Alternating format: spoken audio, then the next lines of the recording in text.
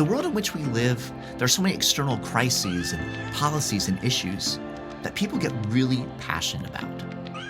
The challenge for us as ministry leaders is, how do we address these issues in a way in which we do not contribute to the divisiveness, nor do we come across as being dismissive? In this episode, I'm joined by Jimmy Dodd, the founder of PastorServe, as we look at practical ways to address these hot-button issues in a way that keeps us from becoming distracted from the heart and the hope of Jesus and his gospel. Are you ready? Let's go.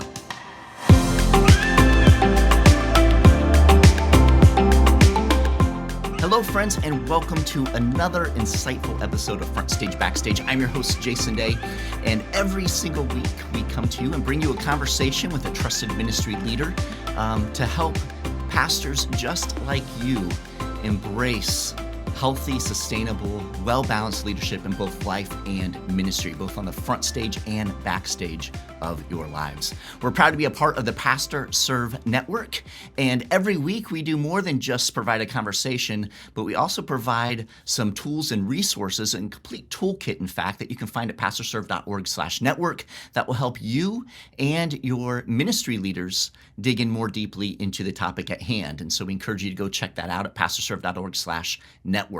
Now, if you're joining us on YouTube, hello. Good to see you. Please give us a like and drop your name and your church's name in the comments below. We love to get to know our audience better. We'll be praying for you and your ministry. And whether you're following along on YouTube or your favorite podcast platform, be sure to subscribe or follow, rate, and review. We love to get the word out about this particular show, and that helps us reach more pastors and ministry leaders as well. And as I said, this is an insightful episode. Very excited because we have none other than the founder of PastorServe joining us today, Jimmy Dodd. So Jimmy, welcome to the show, brother.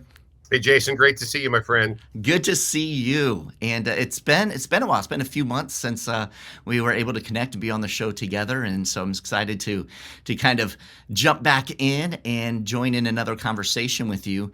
Jimmy, you have the opportunity to travel across the country. You speak at a lot of different events, a lot of different gatherings, and you do coaching and consulting with pastors and churches in a variety of different capacities all across the country. And so you, in many ways, have the opportunity to really kind of have your thumb on the pulse of the church in the country. And so it's always good to have you in studio and have the opportunity to just kind of hear what you're seeing out there, hear from your heart. And one of the things that PastorServe is very well known for is crisis care. And crisis care looks in a variety of different ways. As many different pastors and churches as there are different ways that PastorServe comes into crises. And when we look at crisis, we know that they're internal. There can be internal crisis within a church, right? Leadership crisis and those types of things. And PastorServe does amazing work in helping churches navigate through those. But we also know that there are external crises. And it's just crazy to think. It's only been a couple years now, but it seems like a decade. We've been inundated with all kinds of external crises as the church, right? Whether it's, political tensions and racial tensions and, injustice in the streets and all of those types of things happening. The pandemic, of course, is the thing that's probably freshest in most people's minds in many ways, because it just really changed how the world actually has operated, and it's pretty fascinating.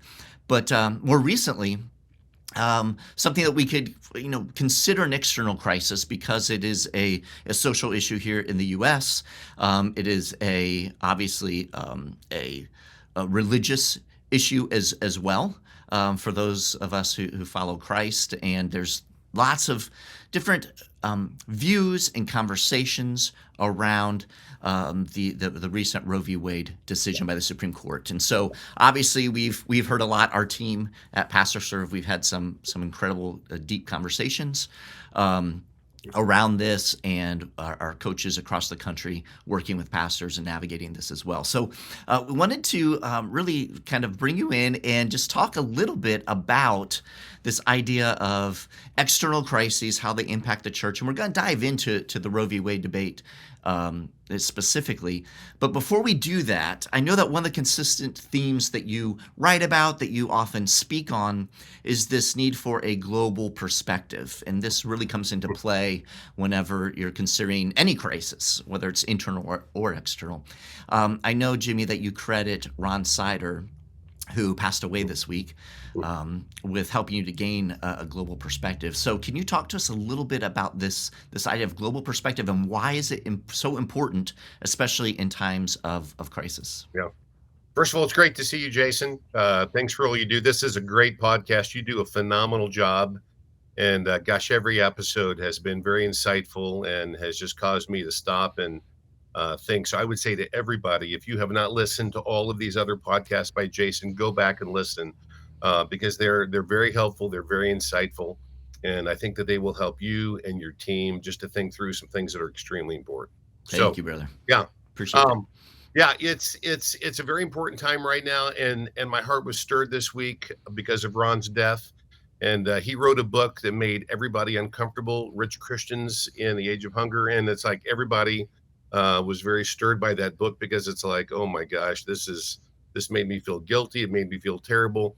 But thank God I'm not a rich Christian. I'm like a, I'm like a poor Christian. So I heard Ron speak in chapel at Wheaton College in 1980. And he spoke about that. And it was a very provocative, just a very strong message. And I can just remember it because, it was life-changing for me. It stirred me very, very deeply. I read the book.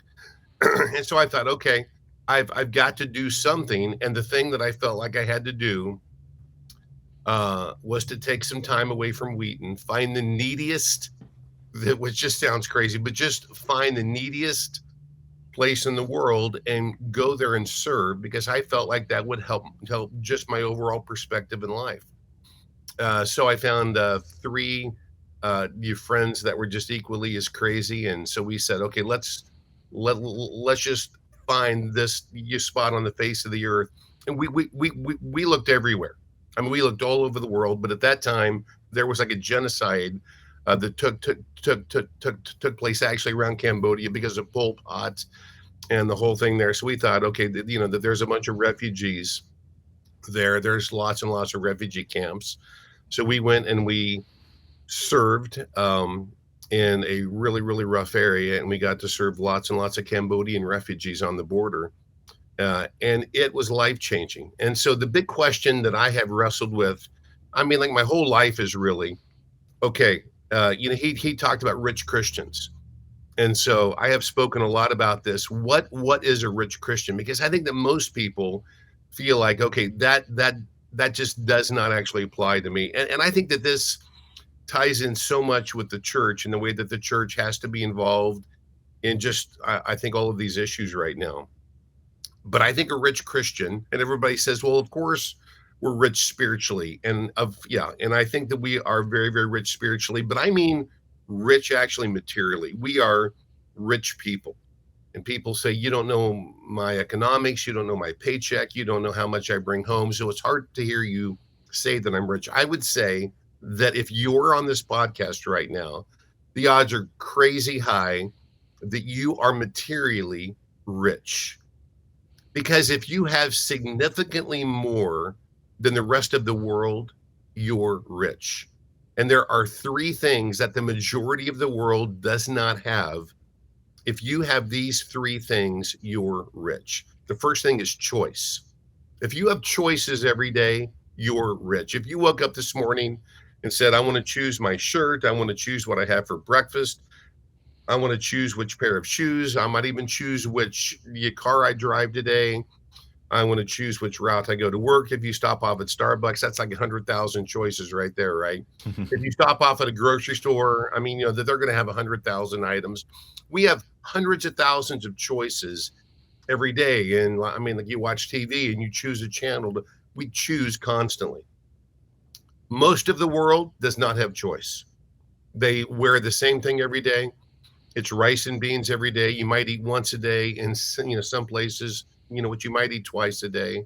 But most of the world does not have choice, just basic choice. They don't have it. Two is, if you just have basic privacy, if there is a place where you can go to be alone, you're rich.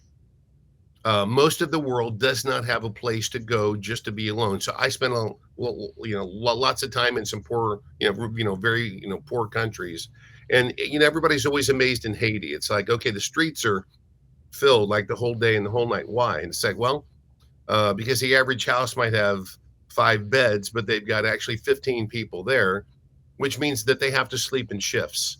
And the vast majority of the country is unemployed. So if it's not your time to sleep in the house, which might just be, one very small room, if it's not your time to sleep, you know what, you're going to walk the streets.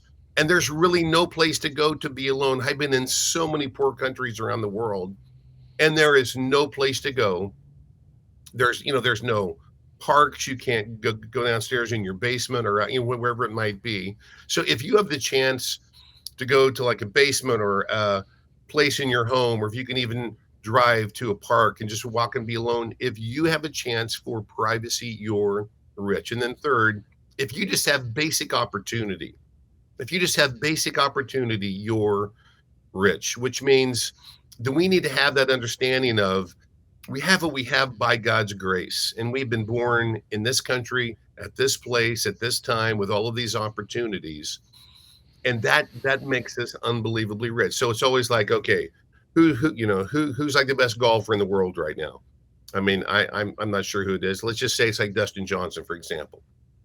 Is he the best golfer in the world? And I would always say no. He's the best golfer in the world of those who've had the opportunity to learn how to play golf, which is less than 0.1%. The odds are crazy high that if the entire world had the same opportunity to learn how to play golf, he would not be in the top 1,000. But he's the top of those who've had the opportunity to learn how to play golf, which is why I always say, I mean, like the best Olympian ever, by far, it's not even close as Usain Bolt. People say, well, yeah, it's Michael Phelps. No, it's not Michael Phelps, because a small percentage of the world, crazy, knows how to swim. And beyond that, they don't have pools where they can practice and all of these things. But almost everybody can just run the 100-yard dash.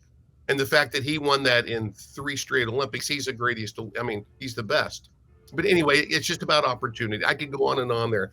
But I think that those things just help us to think just a bit more globally, and to think out just kind of a little bit more outside of ourselves. And I think that right now there are just so many crises.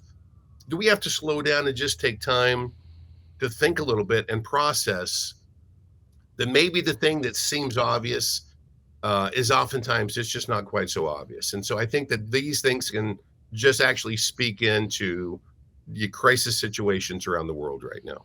Yeah, that's fascinating to kind of process through, and I think you're dead on there with that assessment, and just really considering how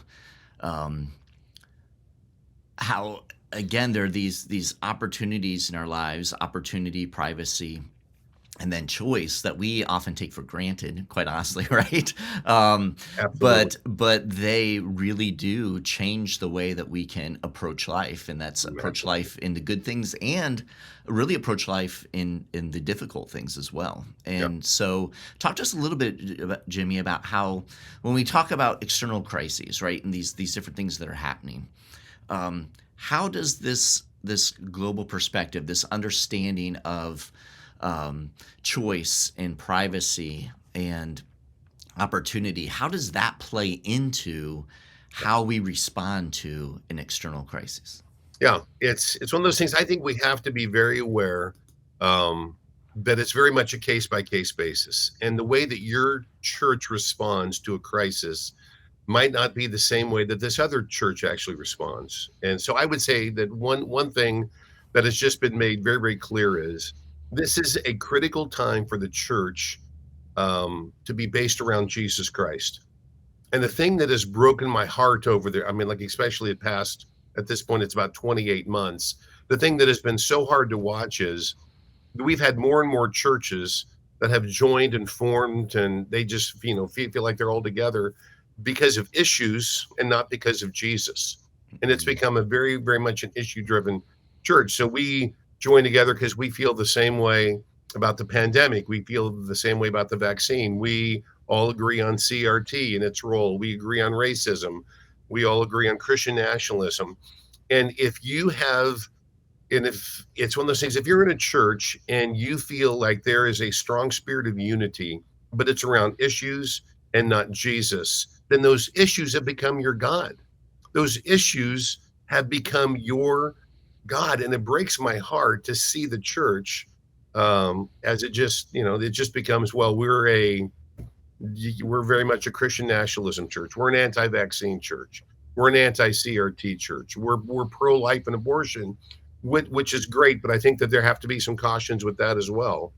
And so, I just think that you have to be very cautious and very, very wise. So I mentioned that thing actually about abortion, which I realize will raise a lot of questions, but I'd love to talk about that.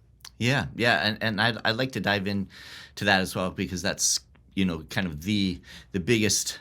I don't know if I want to say the biggest, but most recent, obviously, and we've seen churches just really kind of wrestle through that. And again, and in some ways, I think that the climate has been created over the last several years where churches are rallying around, as you said, issues and their take on an issue, as opposed to focusing on Jesus.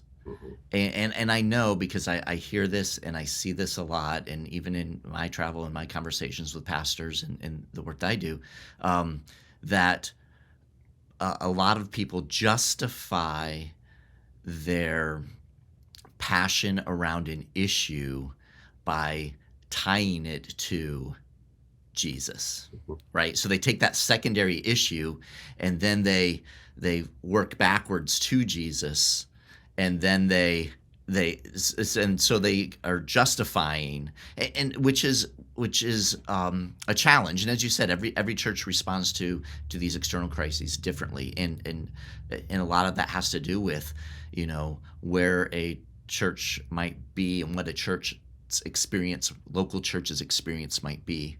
A local church in a rural community of 1,400 people is going to have a very different experience than an urban church in a city of millions, right? So, and that's just one example. And that's not to say that. And this is where I think kind of some of the rub is. Jesus is the same everywhere, and we believe that 100%. And so people say, well, this is my view in my context, and therefore that should be everyone's view in every context, because right? Okay. So can we dig in a little bit to some of those nuances, and kind of help those who are watching along and listening along to kind of process a bit through this idea that that how we approach an external crisis, how we think through some of these issues that have become lightning rods, matters in how we're honoring God for our people, right, our own congregation, but also our witness in our community and our witness as the church in the world. Wow, that's a great question. And what I think that sometimes that the best answer to questions, I think, is just a case study. And it's always interesting to PastorServe, that we just, there's always stories. So it's one of those things we don't have to say, well, gosh, a year ago. So this is last night. This is literally last night. And I want to be very, very confidential. So I'm just going to say that it's an urban white church on the West Coast. So that's very, very broad. So I have a talk with a pastor. It's a very strong pro-life church, very, very pro-life church. And I mean, they're excited and they're celebrating. And this pastor just shares with me about his passion for life. And it's wonderful. And then he makes a statement and it just caught me. He said, and there is a church that's right down the street from me, and I don't know that church well, but I know about it. It's a black church. And he said, I'm struggling with the fact that it's a church that we feel like we're on the same page just as far as theology and Jesus, and yet all of a sudden I watched the way that they just react to this, and I don't see them fight for life the way that I fight for life. And then he made this crazy statement. He said, there are times in which I even wonder, because they don't have a huge passion for this like I do. I wonder if it's really, really a Christian church. And I said, okay, let me just gently push back on that a little bit. There are 5 really big issues right now in the church. 5, and I mean, there's obviously a lot more than 5. This is very, very simplistic. But I mean, like, you have abortion. That's that's obviously a big issue. And then there's all these things actually around marriage and gay marriage. It's a big issue right now. You have gender issues. It's a massive issue. You have care for the poor right now, which is a huge issue. And then you have social justice, which is a huge issue. And it's interesting because Jesus spoke more about the poor than probably actually anything. I mean, there is so much in there about the poor. And I said, do you understand, from that pastor's perspective, he would say the same thing about you because of the fact that you aren't involved with the poor. I mean, like, I know your church, and you're right in the urban core, and you don't do much at all for the poor, and you're not involved in social justice because you have huge amounts of fear, because you think, well, if I get involved in social justice, that means I have to speak about racism. I have to actually address CRT. I have to do these things. And you're scared of that. So you aren't going to speak about anything there. So from his perspective, the fact that you have just ignored the poor and social justice, he's saying the same thing actually about you. And I said, you have to be very careful, because I think the church is called to be involved in all 5 of those. I think we have to have a strong voice in all those areas. But for some reason, we have kind of felt like it's okay, as long as you hold to like 2.5 of those things, you're really good. It's like, no, I think that all those things are pretty clear, I believe, in Scripture. But we have to be very careful that we don't judge those others that might not have the same passion, but they would say, well, where's your heart for the poor? Because Jesus spoke so much about that. So I just think we just have to be really careful. We just have to be very, very aware of the fact that oftentimes it's just not that simplistic. Yeah, that's good. And I think the other thing that we often do, speaking of simplifying things, is, and we're very good at this, kind of across the board, especially here in America, is that we do take an issue and we simplify it to such a degree that we do not really consider all the pieces around it. And let me give an example. The pro-life, right? Obviously, we're very, very pro-life and believe from the womb to the tomb, right? Absolutely.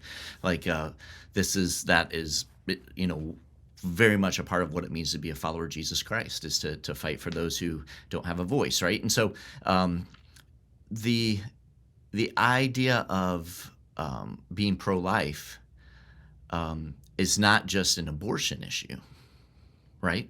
The idea of being pro-life bleeds into a heart for the poor actually directly relates to the pro-life issue, right? Absolutely. But what we do is we compartmentalize things to such a degree, and then we might personally have an affinity, or like you said, a passion for one particular piece. So we go so strong on that, compartmentalized, but then we're not stepping back and looking at how everything relates and how it all kind of comes together. Because you want to talk about abortion, we could spend hours talking about poverty and social justice and how all of that relates to abortion. So this idea of how we oftentimes approach things, and this goes back to what you said earlier, how we get issue focused as opposed to Jesus focused.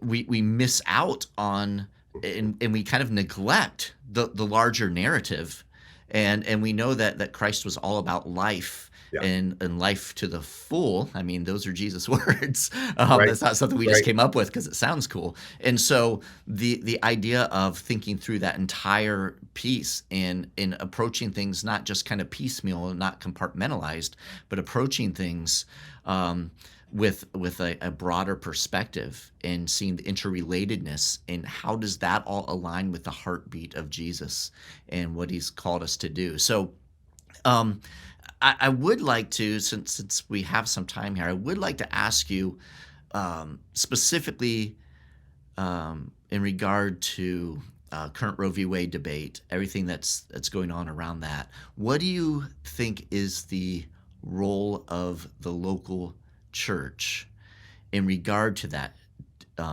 debate? Yeah. Let me just say, what I love what you just now said. Because I think that you're exactly right. It's womb to tomb, and that is pro-life. And there are those that speak very strongly about abortion, and yet the rest of their life is very inconsistent as far as the poor and life and the need for foster care and for adoption and for the disabled. I could go on and on. And I see those people and I say, you know what? They're pro-birth. They're not pro-life. They're pro-birth. And we are called to be pro-life, which means in every aspect of life, we have to fight for life, which means for the disabled, I could go on and on there. But we have to be consistent, and it's got to be from womb to tomb. I think that that's exactly right.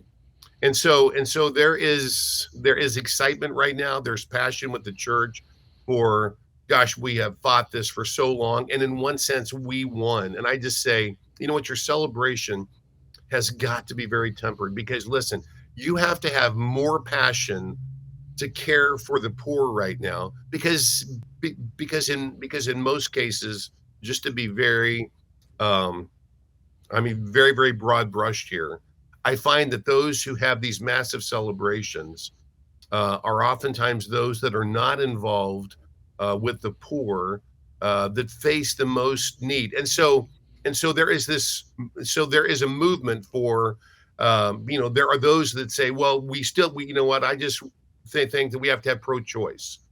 And it's like, okay, they want to be pro-choice because they want to have options, right? And I think the church needs to work incredibly hard to make sure that they do have choice, that there is a way that they can get cared for, that we provide for them, as far as things from the doctors to the meds to housing to support to like economics to jobs. We have to do everything to help them be, in one sense, pro-choice, not in the way we always think about it, but we have to make sure that they have options. And so it's great. It's great, I think, if you have joy over the big decision and such, but you have to make sure that your joy is dwarfed by your passion to care for those who will be most impacted by this. And the people most impacted are poor Black and Hispanic women. They're the ones that are just greatly impacted. And so how can you make sure that they have choice? How can you make sure that they receive care and love and support so that they say, wow, the church was there? And so I think that the church has got to step up right now, because if the church does not step up in a huge way right now, it just mutes our voice going forward, because it's like, well, they celebrated, but they really did really nothing practically to help those who have these big decisions every day. And so I would say that that's just one thing that you have to know is you have to be actively involved in this. Yeah, I love that. And I know there have been many pastors who have vocalized, even when the ruling came down, their excitement in that this was a win for life, but this is just the beginning of an even greater season of ministry for the church. And it's not a victory in the sense that it's one and done. It's more of a victory in the sense that, okay, now we as the church have the opportunity to step in Yeah, and be Jesus to an even greater degree than we have been, completely agree. Yeah, because it's opened the doors for, if we're truly pro-life, then it's opened the doors for us. Now, how do we minister? How do we effectively minister to women who are struggling with this decision, and what does that really look like? So now it's shifted from a battle in a way against policy to an actual ministry with people, which I think is a blessing for the church. But as you said, depending on how we as the church approach it, it is going to be perceived. It can be perceived in a variety of different ways. And so now is when we need to lean in even more, as the church. I completely agree with that. Yeah, Yeah. I completely agree. Because it's okay now, if there's more children born because of lack of, whatever it might be, abortions or whatever. Okay, this is a chance for the church to step up and be a lot more involved in things as far as like adoption and be involved in care. And so I would say that you have to find some place to help and serve. And it might be one of those things that you say, well, I don't know if I could actually become a foster parent. I don't know if I could adopt. I think I'm at that place in life where I just can't do as much as I can. Listen, there are still ways to be involved, though. There are ways that you can help out in like a crisis pregnancy center. There's ways that you can help out as far as foster care. Go. There's so many sites you can go to, but I believe that careportal.org is a great place to go to be involved in foster care, because it's a way for you to practically meet foster care needs, because there are needs everywhere. I mean, like around you. And so if you think, well, I probably can't take in a foster kid, but I could buy a bed for a foster kid. Okay, that's a great way to do it. Careportal.org is just such a practical way to help. And so you might be called to find ways to help out, but you have to find some way to actively be very, very involved in this. And listen, there's a cost. There will be a cost to the church, because it can be hard. And I know that because my wife and we stepped up and adopted once, and then we felt like God said, okay, you guys aren't done. And we actually adopted again. And we felt like, God said, you're not done. So we tried for a third, and that did not work out. But the fact that we adopted two, it's created in one sense some hardship. Just, I mean, financially on some things. But listen, the blessings massively outweigh, like everything by a mile. It's been the best thing that we ever did. It's been the greatest.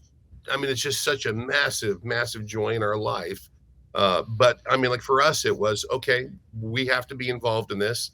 We can't just talk about it. So like we have to adopt. And so I mean, like 19 years ago, it was okay. Let's start adopting. So I would say that I think everybody has to find some way to make sure that we're actively involved in this. Yeah, yeah, and I love that. And I think what's interesting, Jimmy, is for the majority of people in ministry right now, pastors, ministry leaders right now, all we've known for the most part is a Roe v. Wade world, Right. right? So a lot of our ministries have been created around that reality. And I think what we are going to see, and what we have to be open to, is an openness to innovative ministry that we have not been doing for the last few decades. Good. Because there is this shift now, and some of the things that the church has been doing throughout, it's still going to be helpful. Yeah.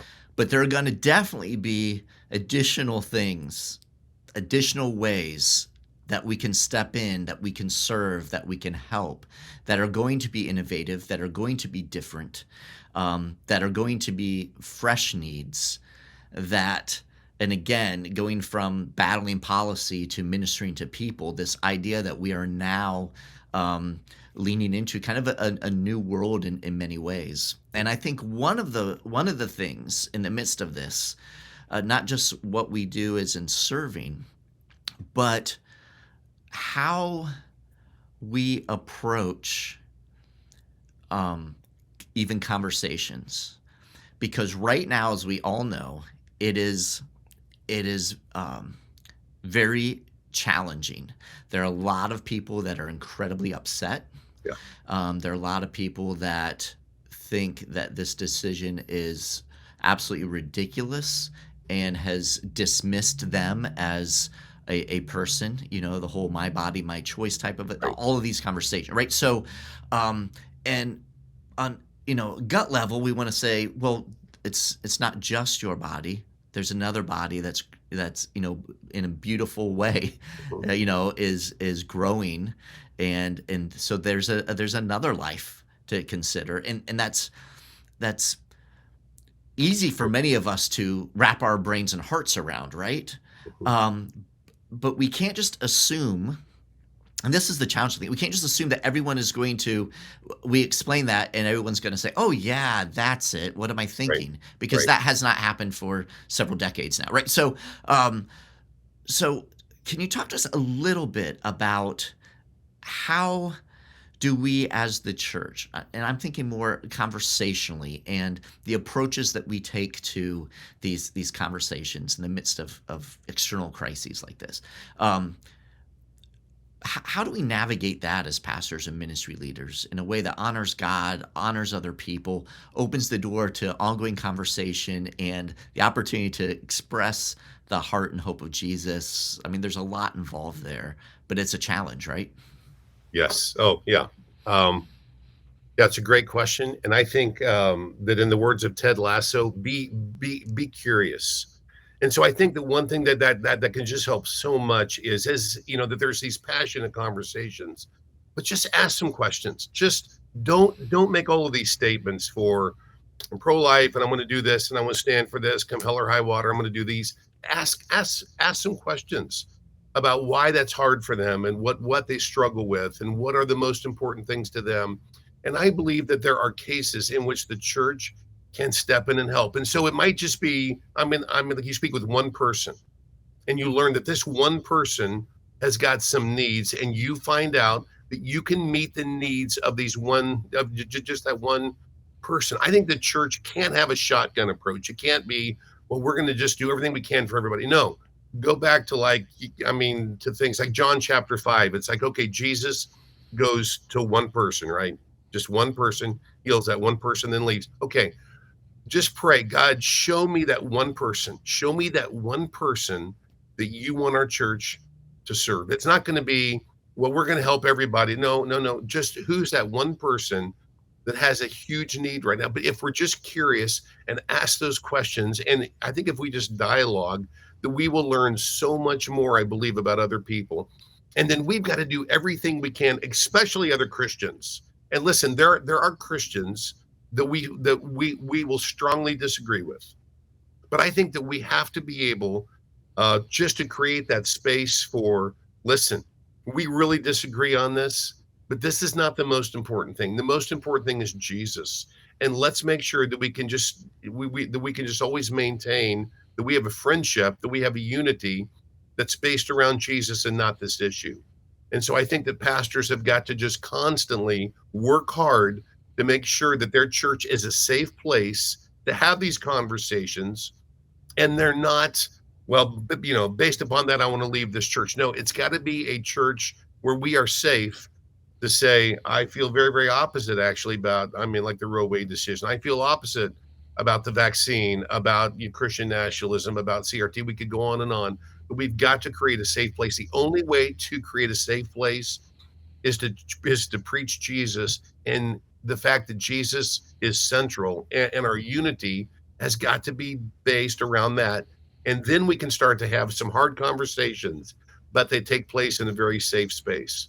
So I would say, yeah, just be very curious and ask a lot of questions before you make a lot of statements. Yeah, that's good. That's excellent. That's excellent. Certainly appreciate that. Brother, as we are winding down here, it's been great to be speaking with you once again and hearing what you've been experiencing and helping us kind of all process through this, especially this, timely topic here. As we wind down, can you just share with us you know, what do pastors need to kind of keep in mind when it comes to engaging, regardless of what the crisis might be or what the issue might be? I know you said, how do we, be curious and those types of things, but are there any final words of encouragement to pastors, I guess, from you, Jimmy, as to looking across? We don't know what the next crisis will be, right? Right. We don't. That's exactly right. So generally speaking, as a pastor leading a local church, what are some words of encouragement that you can leave with them when they're looking at how do we navigate these things? Yeah, gosh, that's a great question. I think that now is a very, very important time. Just to go back to, I think, the very, very basics of our faith. I would say that a thing that we don't do well, oftentimes in the church, and this again is a very broad brush, but I think that we need to go back to, I think, just like the creeds, even, that this is a great time to go back and say, okay, we've got to go back to the basis of our faith, which means we might say, like the Lord's Prayer or the Apostles' Creed or the Nicene Creed, or we have to make sure that we have got at least a few, like songs every week that like in one sense are very creedal, that are very, hey, this is some deep, deep doctrine about our faith. So we sing like In Christ Alone, or you have some songs that are, man, this goes back to the basics and the foundation, because I think that this is a time in which there's so many opinions and so many issues, and the church can strongly disagree in so many ways, which makes pastors exhausted, right? Which just exhausts pastors, because it's like, I want to leave right now because my church is so divided over all of these issues. And it's a heartbreaking time, because we know that there's a massive percentage of pastors that say, gosh, I think I'm done. I think the last thing I read from Barna was 43% are on the verge of saying I'm done, which is heartbreaking.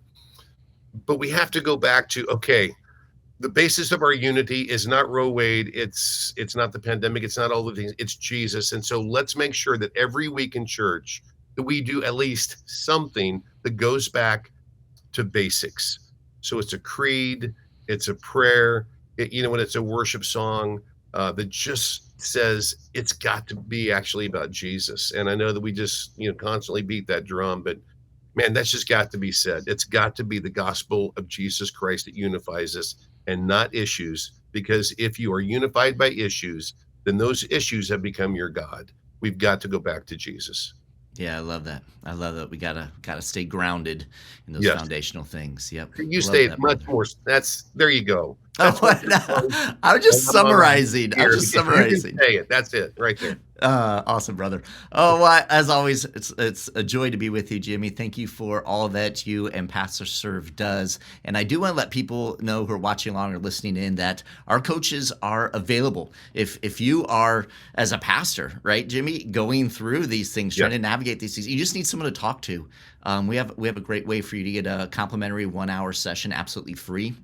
Go to PastorServe.org/free session and just fill out the information, and one of our coaches will be happy to contact you. No obligation, just an ear, someone that can listen and hear what you're going through, what you're processing through right now, and just spend a little bit of time with you. It gives you a taste of what having a coach in your life might be like, and which we know is super important, especially when we're trying to navigate these types of issues. So again, PastorServe.org/free session.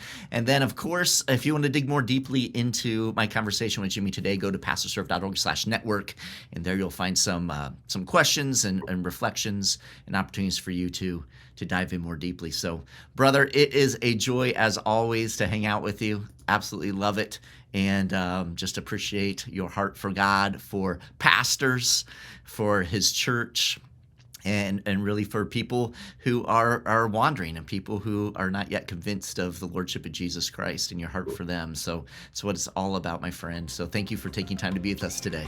Thank you so much, Jason. You do an amazing job. This is the best podcast out there, so I'm very grateful for you. Thank you, brother. God bless you. Thank you so much. Thanks.